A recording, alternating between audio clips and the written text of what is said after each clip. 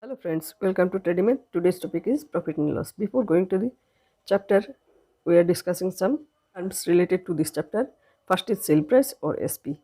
The price with which a product is sold is called sale price, and cost price is the price with which a product is purchased. If sale price is greater than cost price, there will be a profit.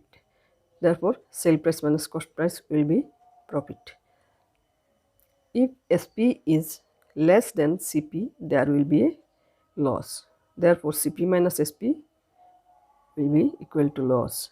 Therefore, profit percent equal to profit divided by cost price into 100, and loss percent equal to loss by cost price into 100.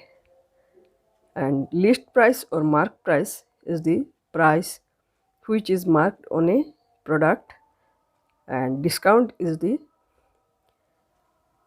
result of subtracting mark price minus sale price. That is, you can find the discount by subtracting the sale price from mark price.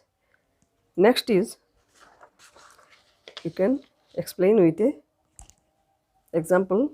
If the cost price of a cycle is rupees 700 with rupees 50 as overhead charges, find the sale price SP if a profit of 5% is made on it. Here cost price equal to 700 plus overhead charges. Here overhead charges is rupees 50, so 700 plus 50 will be 750 rupees is the total cost price. Now profit percent is given as 5%.